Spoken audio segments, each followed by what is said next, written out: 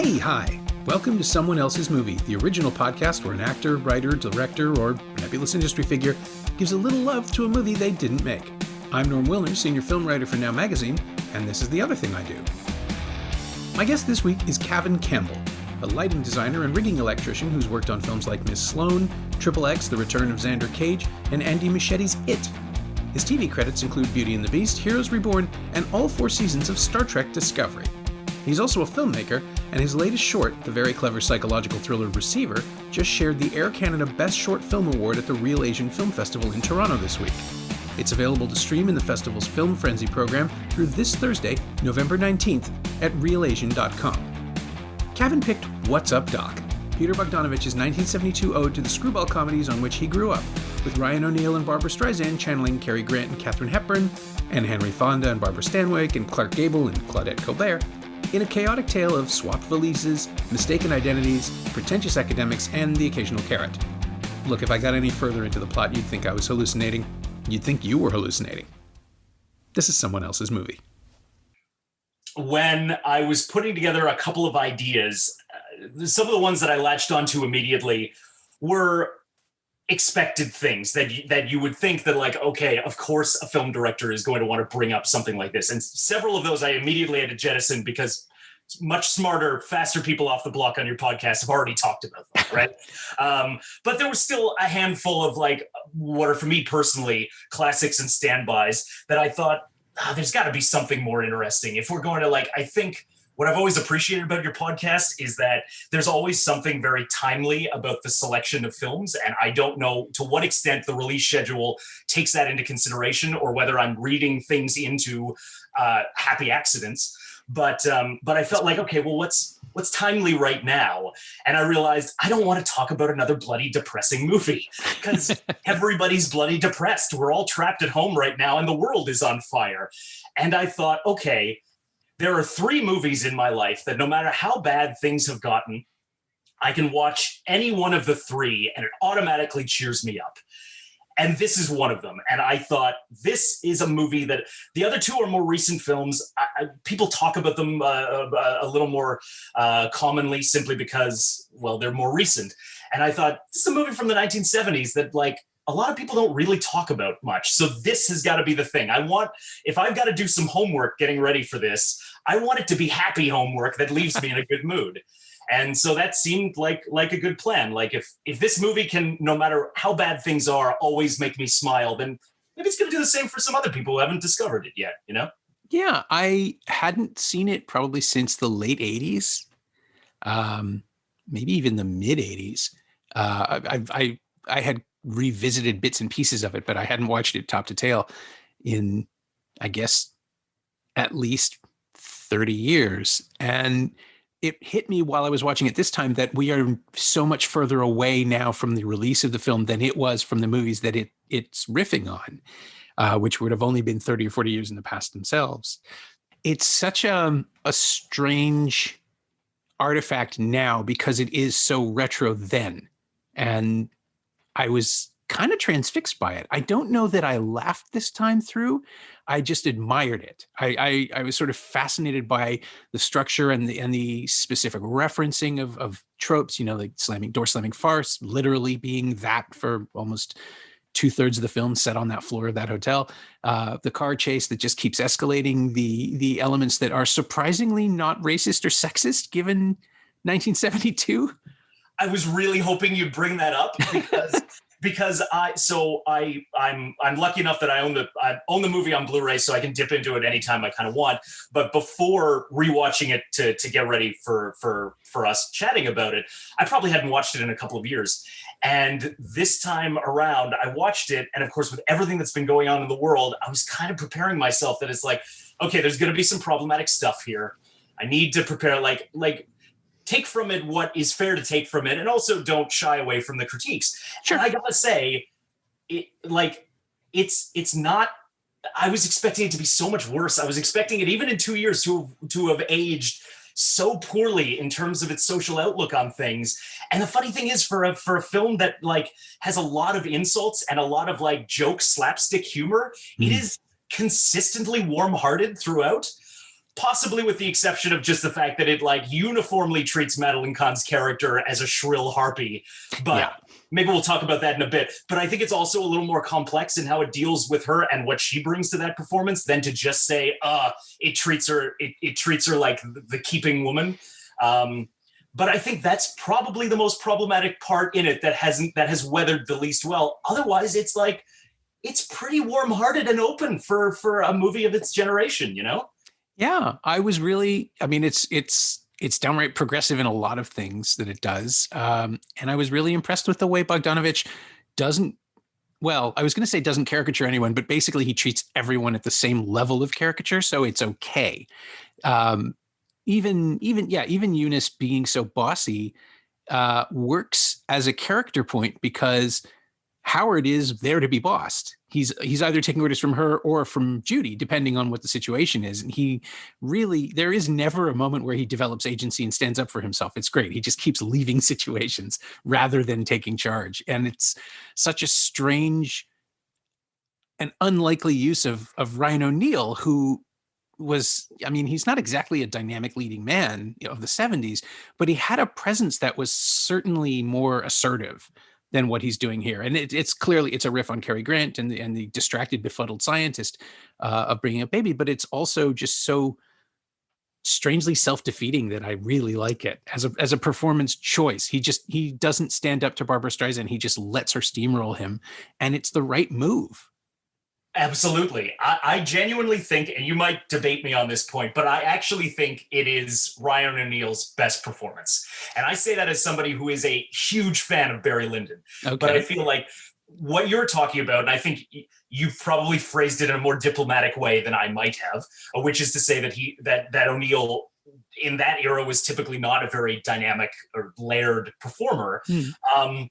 I think that kind of blankness that exists in a lot of his typical performances really works for the character of Howard Bannister in a way that it has never exactly worked for me for the character of Barry Lyndon, even though I adore that film. And to be clear, Barry Lyndon is a stronger film. It's a better film overall than What's Up, Doc. Obviously, two very different genres. Yeah. But I actually think taking his performance out of those two films and looking at them solely in terms of what he was trying to do within the context of what the film was trying to be, I actually think Howard Bannister is a much stronger performance than Barry Lyndon. His timing is definitely better. It's and I suspect that's simply because Bogdanovich worked with his actors and Kubrick didn't really. At least in Barry Lyndon, it seems like O'Neal is there to be a figure. Yes, like iconically representative of something, but not necessarily someone with a rich inner life. Howard Bannister doesn't have a rich inner life either, but he has time. But the joke is that he doesn't, because almost nobody does. Yeah. Right? That like the rich inner life is the slapstick for all of these characters because everybody's rich inner life is ridiculous. Right? It's true. Yeah. Judy is, I don't know who she is. She's just a volcano of knowledge, right? She knows everything and is good at nothing. But that's the screwball heroine in a nutshell. She's been to, I lost count of how many different institutions she's been to. It's a couple dozen at least. And of course it's like 3 weeks here, 2 weeks there. It doesn't really matter. It's all just there to pay off the ending, which is magnificent. But the escalation of that, the fact that she knows everything and she's not mimicking knowledge either, because when she's conversing with people who are experts in their fields, they understand her. She's not just babbling. But Streisand just brings it so fast that it might as well be improvised. And that's, I've always been, well, not always, I have constantly had to explain to people who ask about What's Up, Doc, why it's called that. Because obviously it's not, the first thought is, oh, this is going to be a Bugs Bunny movie. Yeah. Instead, there are people who occasionally eat carrots. And I like that. I like that it makes no sense. Yeah. Yeah, absolutely. I've always really loved with Streisand's performance, but like you alluded to, the fact that it's never this stolen valor component of setting up that Judy is an intelligent and curious person. Like, there's never that throwaway of having the assumption that because she's flighty, that she's dumb. Right. And I love the fact that regularly people in the film consistently underestimate her, and she always proves every one of them wrong in terms of having the last laugh about being able to whip out some tiny little bit of arcane knowledge. And I think it works so well in terms of just like, I think for me anyway, your earlier point about how surprisingly progressive the film is for its era, for me, that's one of the things that I look at as being really progressive, because that is part of the joke, but the joke is never, oh, look, it's a woman who's really knowledgeable. The joke is, look at these idiots who never trust her to actually know anything because of her superficial delivery of anything that she's doing in any given moment. The joke is about her getting underestimated. The joke is not about, look how incongruous it is that this woman knows things. And I love that. It's like, it's great, because I feel like if the film didn't have such a soft spot for Streisand's character, she would be so unbearable, because it's got all the earmarkers. If you were to describe what she does scene to scene to somebody who had never seen the film, they'd be like, oh my God, this is an insufferable character to be around. But she's like just so animated and just so fun. And the film clearly thinks that she's fun too. It's not trying to play the two-step game about like, oh, let's just sideline her because she's a woman in the 70s, so. Yeah. Everyone else is so stiff that just putting her in a room with them, except for Austin Pendleton, who is just having the best time. This delirious supporting player, someone who's genuinely, intellectually curious and interested and sees through the real jerks in the room and falls for Eunice, which also makes that work because she's not thrown away at the end. She finds a better happiness. Oh, yeah, it's implied with him, and also because Madeline Kahn is playing her, and again, stunned that this was her first film role. Like, she's 2 years away from Young Frankenstein and Blazing Saddles, and this is how she's introduced to the world. Yeah. She's great. I mean, it's a really fun performance of a stiff. Yeah, but so okay. I'm not sure if you'll agree with me on this point. I genuinely think that this is Madeline Kahn's sexiest performance, and I say that specifically because the film goes, because obviously yes, her performance as Madame von Stupp in Blazing Saddles obviously is much more of a sex pot role by design, but this film is so invested in trying to make her as unattractive as possible, but with a wink and a nod. I don't think the film genuinely believes that she's unattractive or unbearable in every way, but it goes to such great lengths to do so, and it cannot possibly manage to dim just what an interesting and lively performer she is. And just I don't know, there is something to be that, though I would never want to be with a woman like Eunice, that is just absolutely captivating for me about how she performs on screen. It is, in my mind, an as sexy performance as what Streisand is doing, even though they're diametrically opposed in the reasons why they're sexy, Yeah, I can see that. I mean, they both know what they want and who they are. And Eunice just has a whole bunch of illusions about who she's with. And Judy doesn't even, good way of putting it.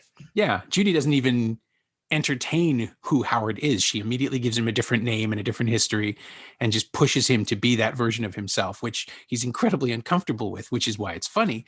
Yeah. But she's also not, again, you're right, she's not wrong. She has the instincts for this. Yeah.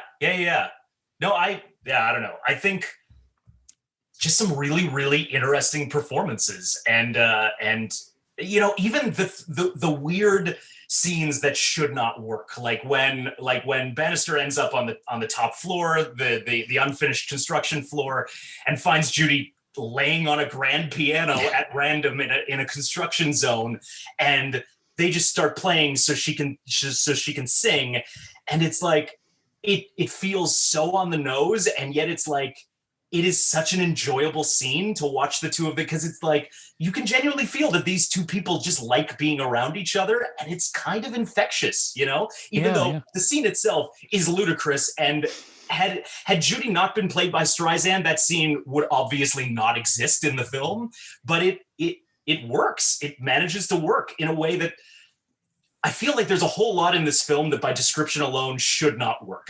Like, this film is so much better than just its synopsis would suggest to you that it is. And I keep discovering new and little wonderful things that I keep finding in little corners of the frame and moments, throwaway moments and scenes that makes me laugh because of just like, it seemed like it was probably a pretty fun set to come to work on, except if you were Polly Platt. That was probably, having just listened through Karina Longworth's season on You Must Remember This about Polly Platt, which I cannot recommend enough if you haven't listened to it. Oh, yeah.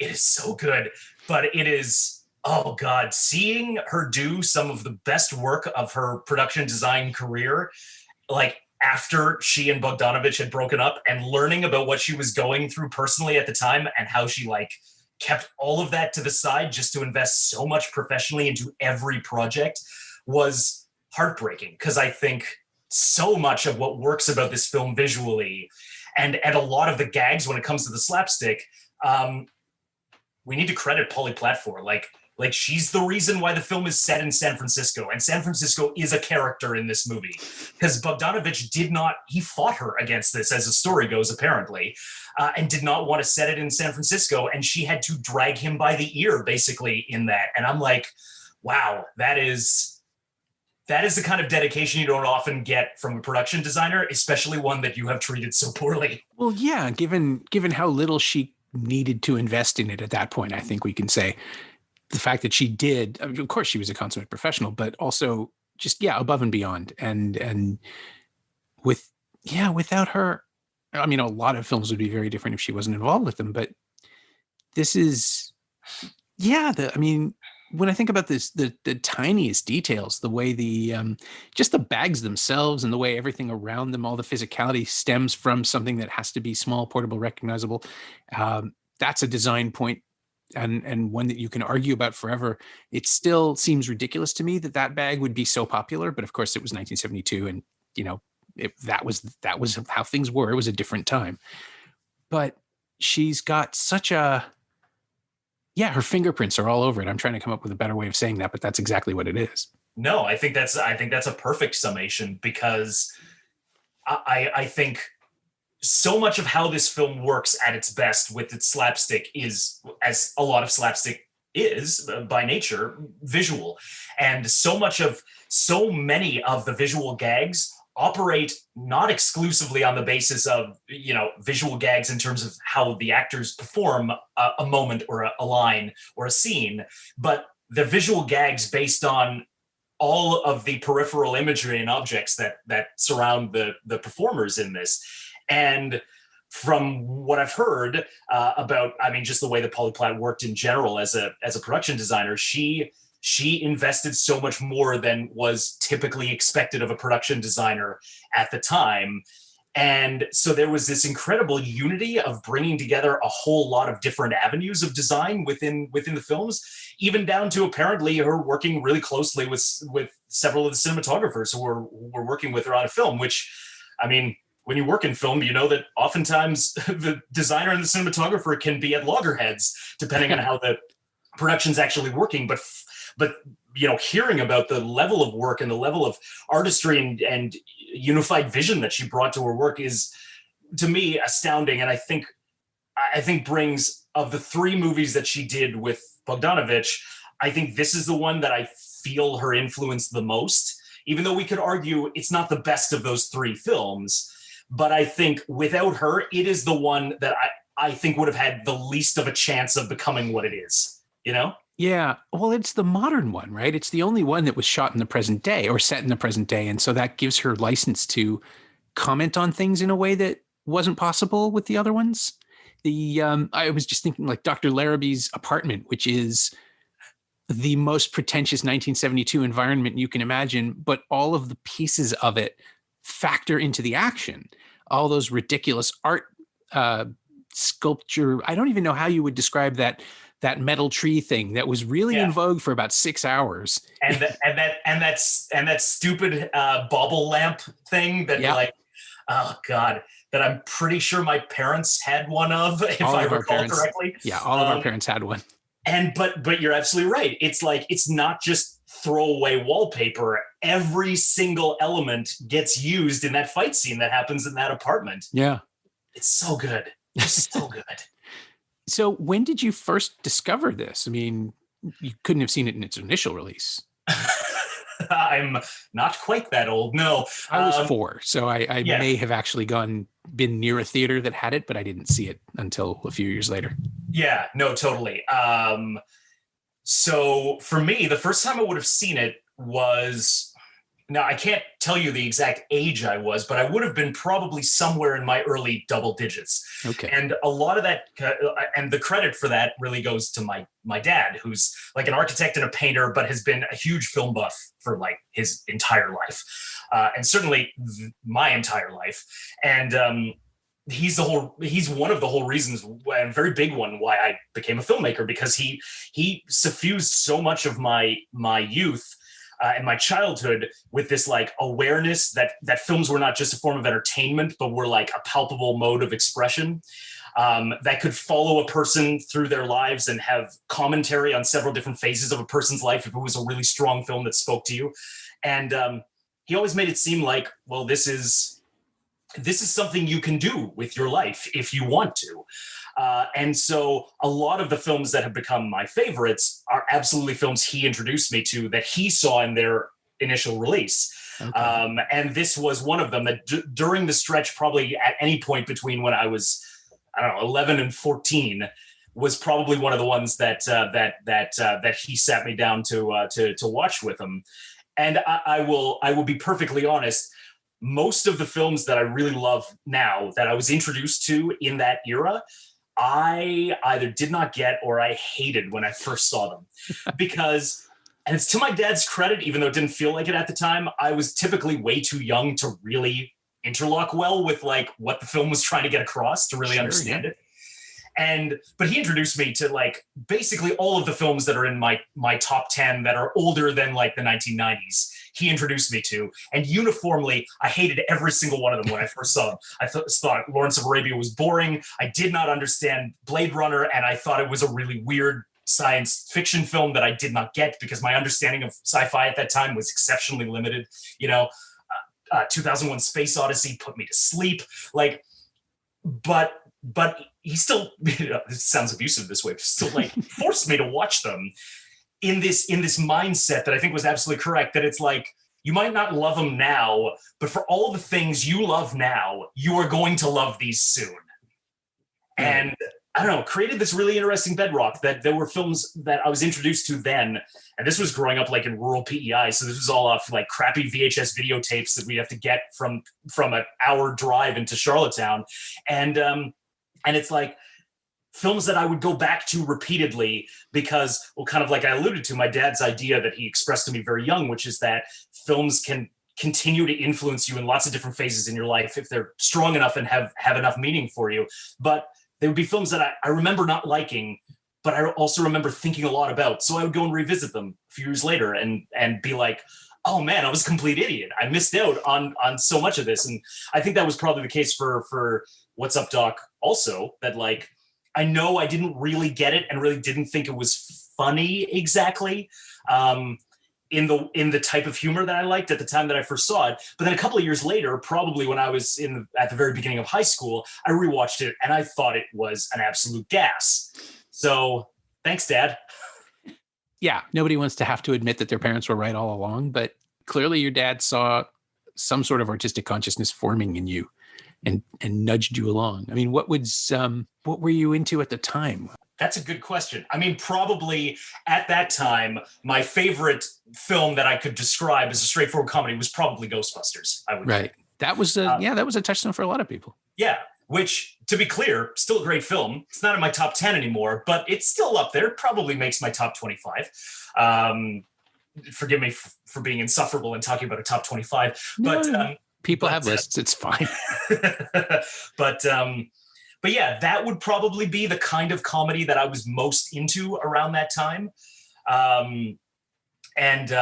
So you can probably sort of see the way that like that sort of comedy sensibility is a touch different from a 1972 slapstick comedy that's in itself a throwback to films from 20 years before and 30 years before, most of which I was probably only discovering contemporaneously anyway. So I'm sure it took me until the point that I would have rewatched that maybe at 16 or something to have gotten enough of a grounding and seen, Bringing Up Baby and Arsenic and Old Lace, and even things like The African Queen, which is not a straightforward comedy, but obviously owes a lot to the tail end of the studio comedy era. Oh yeah. That I would have then had an understanding of like, oh, this is what this film is trying to be, and this is how I can meet it on its own terms. Yeah, and there's a shared chaos too. Ghostbusters has a lot of stuff that just clatters and smashes and explodes, which at the time felt anarchic, I guess, in line with Animal House and things like that. But Animal House also ends in an orgy of destruction, not unlike What's Up, Doc, with a parade being crashed and people just scattering everywhere. The thing about What's Up, Doc is that it never loses the focus on the two people being chased. It gets bigger. The chase gets more elaborate as more elements are added to it, but it's always about those two people. Yeah, absolutely. And I think, I think following along with that, it's obviously less an ensemble piece than those like late 70s, early 80s comedies sure, yeah. Were. But for me, I think probably the thing that I can now recognize as a difference between those two styles of comedy a little bit is the level of sort of irony that exists in the type of humor. Like Ghostbusters is such a like winking and ironic film, and I kind of love it for that reason. But what I still find really charming about What's Up, Doc is that like there's very little irony to it in terms of it as an object in and of itself. Like it does the wink and the nod in terms of how it references its forebears within studio comedies of the 30s and 40s and 50s, but it's not.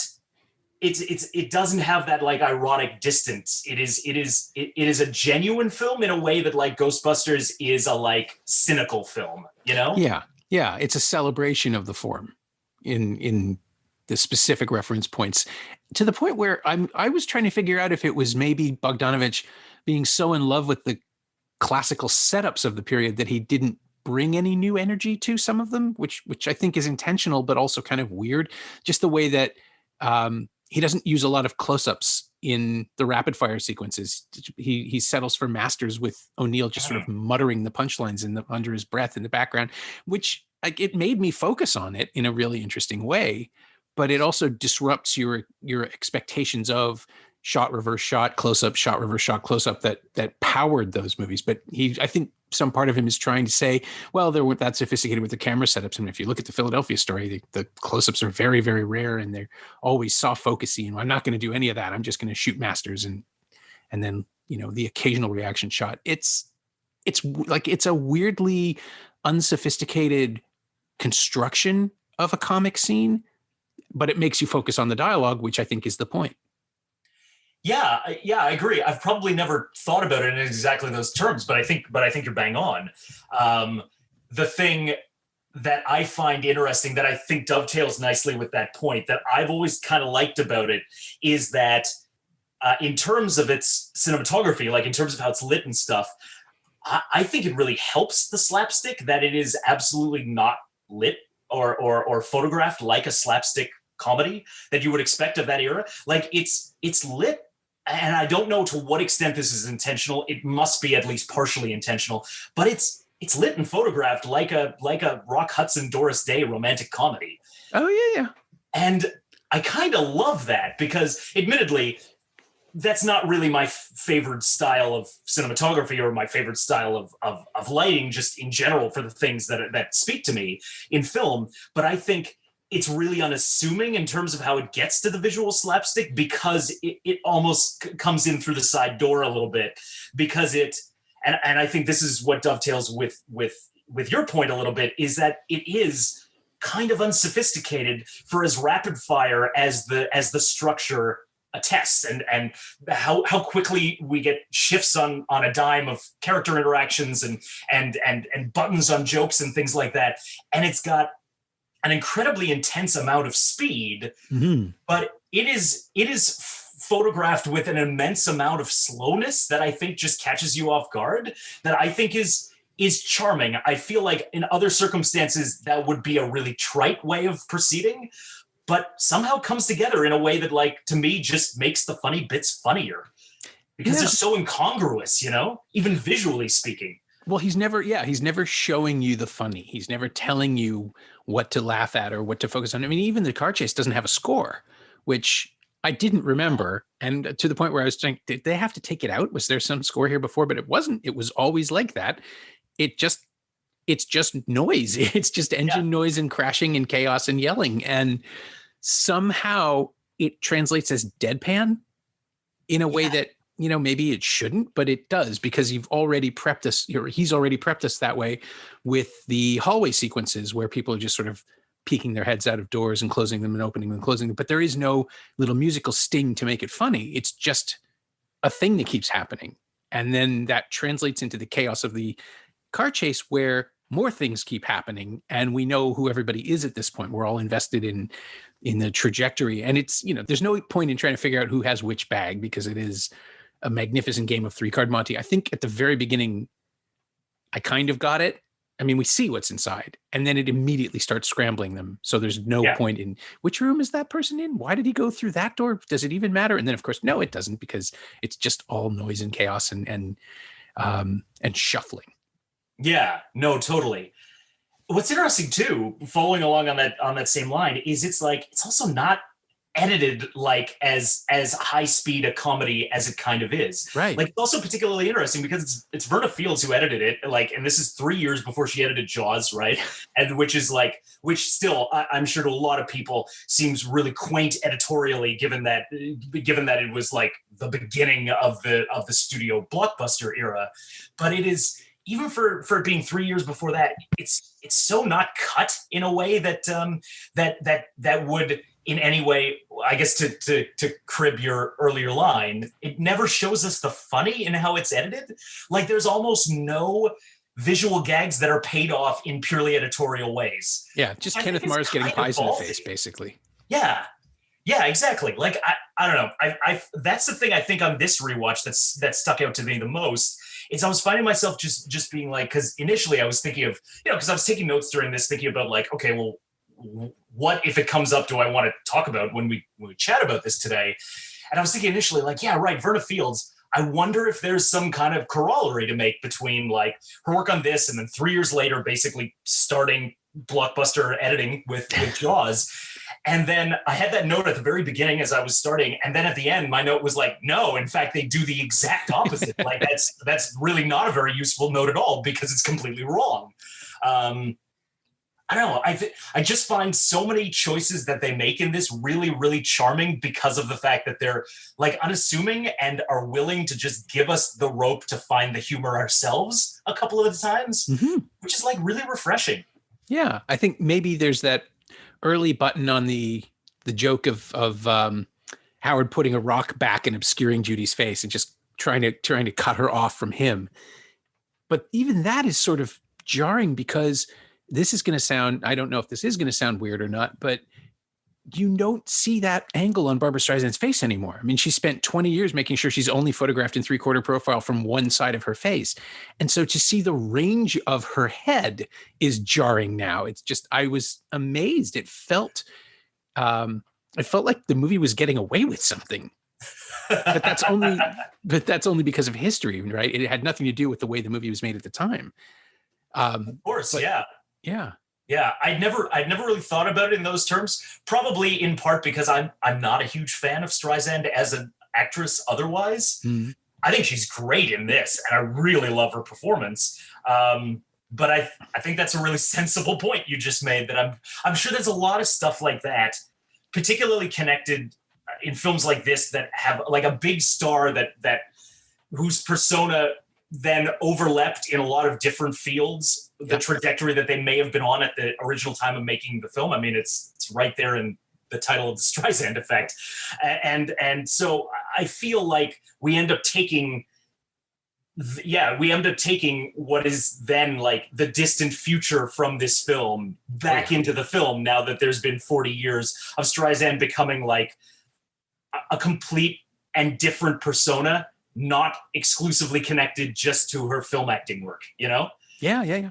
And so, this, I mean, even so, this is 4 years after Funny Girl, right? She's already won the Oscar. And to see her without any kind of vanity, in terms of protecting her image the way that she would subsequently. I mean, if you see The Prince of Tides or The Mirror Has Two Faces, the film she directed herself. Yeah. She is clearly invested in a certain version of herself that she puts into the world. And I don't even mean that negatively. It's just clearly she sees herself a certain way. And this film is someone else's vision. It's the way Bogdanovich sees her. And he's trying to put her in a screwball mode, and she's going with it. And she does things that are loose and antic and unself-conscious in ways that I don't know that I've seen her do in other movies. Maybe the early scenes of The Way We Were, she sort of pulls on that same string, but this is a really, it feels uncontrolled in a way that I don't often get from her. Even the scenes where she's singing, she's not fully techniquing the way she often does. Yeah. No, that's a really interesting point. And I think it does bring up an interesting question that exists across the range of film genres and film acting, which is just to what extent any performer is ever able to trust the director. And also to what extent that they should. I will level with you. There are plenty of directors out there that actors should not trust because they do not have the actor's best interests in their heart. But I've always felt like in a lot of work, and including my own, that like, as much as I think it's easy to make the commentary that actors get coddled and a lot in terms of how we treat them as these fragile artists and things like that, it's also a really vulnerable position that I don't think I would ever be comfortable doing, knowing that I am giving over so much of my persona and my performance entirely to a person. Yeah. Who, unless I have enough power, is not going to be beholden to having me in the editing room or to give me any advanced warning on the choices that they're going to make editorially. And then, like everybody else, I just get to see it when it's done. Yeah. Like I think actors, even the fragile prima donna ones, have got to be given credit for the fact that like that is a tough position to be put in, you know? And so I think it probably says something about the kind of relationship one way or the other that Streisand had with Bogdanovich, that you're absolutely right. She is able to do like a ridiculous, but also very charming performance in a really unself-conscious way, you know? And I think that's to both of their credits, even though, you know, I'm loath to credit Bogdanovich too much because the more I've learned about him as a person, the less I kind of like him. But I gotta say, that's not a fluke. He was able to inspire that kind of relationship with actors over the course of, well, all of his classic films and even some of his minor ones that followed. So I think it's to both their credits, but yeah, especially Streisand. Like you said, I keep forgetting that this was after she won the Oscar. Yeah. Like she would have had absolute leeway to start making insistences upon, no, this is how I'm going to be portrayed. I am an Oscar winner now. Yeah. And she doesn't do that. And it's sort of wonderful. It is almost like watching it this time and just that opening sequence, that wordless scene with the pizza. It is silent movie acting. I'm so hungry. But it's also how you introduce an ingenue. I mean, this is how you introduce someone who's never been in a movie before, which is kind of fascinating because it's treating Barbra Streisand as though she's an unknown, even though I don't think anybody who bought a ticket to that movie would not have known who Barbra Streisand was. It's such a strange choice, but it's that determination to treat this movie as though it was a 1932 introducing Barbra Streisand as kind of project. He had them watch The Lady Eve famously, which has similar rhythms. And Preston Sturges also wasn't the most, I'm going to get yelled at for this, but wasn't the most sophisticated comedy director. He really preferred to point the camera and let the actors carry it. And you see a lot of that here too. But she's being given the room to redefine herself. I kind of wish she'd taken him up on that and made more comedies, because she went in a different direction, and it was obviously what she wanted to do, but there's a spirit in this movie that we don't see in the other movies that she made. And yeah, I want to know where that would have led.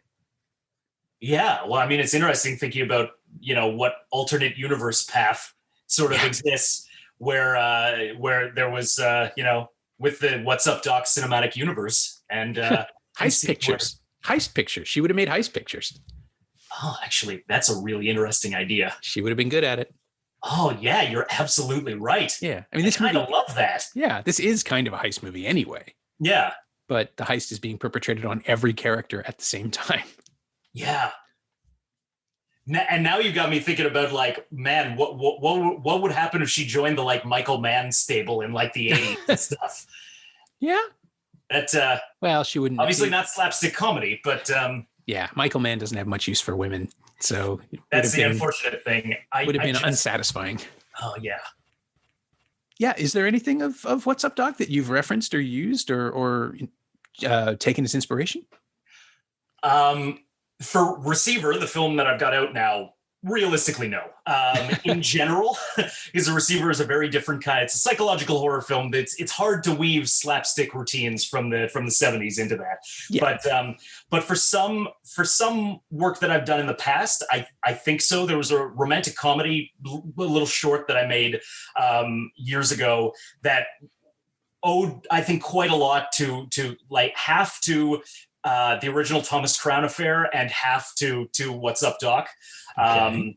And I think the biggest thing that probably follows me in my work with a film like What's Up, Doc is just the awareness of directorial intent. And I'll explain what I mean by that. In the idea that it is really easy because fundamentally, even if you go to film school like I do, everybody learns how to make films on their own, in a sense, because I mean, that's kind of how it works with all art. Unless you are actually working as somebody's direct protege, which doesn't really exist in the world of cinema much anymore, then you're stumbling around in the dark for the first couple of years that you're making movies because you're trying to figure out what works both as a film and also just what works for you as a filmmaker. Mm-hmm. And so it's really easy, I think, to get into this idea that directorial intent is this umbrella that has to influence every single thing that you do, in the sense that it is like Plato's allegory of the cave. Like every part of the film has to be a representative standalone thing that talks about your directorial intent. So if you were to split off a performance or a shot or a little edit that you did at the end of a scene, all of those should point back to what you wanted the audience to get across. Right. And that's, of course, as you get into doing more complex work, that's actually not true.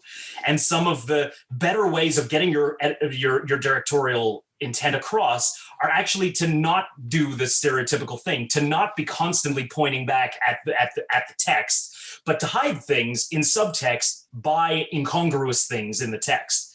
And what I love about and I suppose the argument could be made that all of Bogdanovich's classic films do this to a certain extent.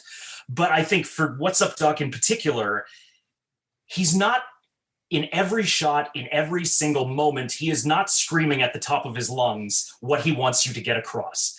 Some of that comes across in points that we've referenced today already. The idea of it being filmed like a very straightforward studio romantic comedy from the 60s, or the idea that it's not a really, a really loud film in the way that you'd expect it to be, or the fact that, it doesn't have a lot of close-ups and is willing to sit back and play a little less dogmatically in the idea of being filmed like a comedy. Mm-hmm. And so what I love is that, it's a Bogdanovich film that doesn't have his name screamed in every single frame. And I think it's stronger for that because he gets really great, really funny, really enjoyable experiences and performances from everybody working with him, both in front and behind the camera. And that to me is like the big lesson. That's the kind of thing that makes a film a classic. That's the kind of thing that I think makes it last. in people's minds and have films just attached to your head and follow you around in your life, even if it's film that's not a classic, is that there is a level of incongruity and complexity in terms of how the film presents what it is about. Yeah, you're right. It is his least auteurist film, maybe because he's trying to emulate someone like Howard Hawks, who never put a stamp on anything. Yeah, that is a much more succinct way of saying what I wasted a lot of words. No. I wouldn't have even thought about it until you said that. Yeah, but yeah, by emulating someone who didn't have a directorial signature, he made his most satisfying movie. Yeah, it's weird how that works, but I think there is something in that. I think that's probably why for all the classic Bogdanovich films of the trifecta, we might say, all of which I need to be clear, I do love. This is the one that I've watched the most, and this is the one that I continue to watch. And I think it's because I'm always getting something new in a way that I don't think I necessarily do quite with the other two, because, as you said, much more succinctly than I did, but they are much more tourist works than What's Up, Doc is. And I think there's a charm to the fact that the slapstick comedy lets me bring myself to the table a little bit every time that I watch it, in a way that the other two probably don't quite as much. Yeah. And What's Up, Doc has no tragic element.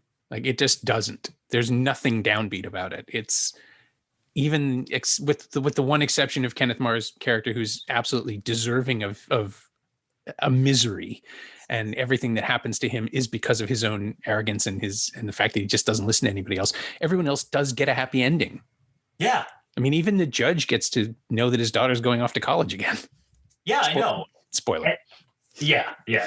But of course he is, right? Of course he is, because that's the whole point of the entire movie. It gets us to that. Yeah, no, you're right. It's so great, I think, because it does, because you're right. You're absolutely right. It gives everybody a happy ending, and in a way that is funny and enjoyable, and also not cheap. None of those happy endings are throwaways. It would have been so cheap to make the happy ending for Eunice and the benefactor Larrabee, cheap and a throwaway. And even though their happy ending is basically just a coda on the end of a scene that lasts maybe a minute and a half, but it feels right. It really tracks for what the film has set up about both of those characters. So even the people you don't expect to get a happy ending get a happy ending that works, and that is really kind and just to them. I don't know. It's just so charming, because there is, like you said, there is nothing tragic about it. It is a movie that unreservedly puts a stupid grin on my face every time I watch it. My thanks to Cavan Campbell, whose award-winning short Receiver is streaming in the Real Asian Film Festival through this Thursday, November 19th. Just search for the Film Frenzy program at realasian.com. Thanks also to Jen Gorman. She knows what she did. You can find Cavan on Twitter at CCamOperator, all one word, CCAMOPERATOR. And you can find What's Up, Doc on Blu-ray and DVD from Warner Home Entertainment. It's also available on Apple TV and Google Play. As always, you can find me on Twitter at Norm Wilner and elsewhere on the internet at nowtoronto.com, where, in addition to writing about film and television, I host a bunch of podcasts these days. Go check them out. And you can find this podcast on Twitter at Semcast, SEMcast, and on the web at someoneelsesmovie.com. Our theme song is by The Last Year. If you like it, or the show in general, say so. Leave a review on Apple Podcasts or Google Podcasts or wherever you've been enjoying us. Every little bit helps, it truly does. And check out the other shows on the Frequency Podcast Network. Stay inside, watch movies, wear a mask if you go out. I'll see you next time.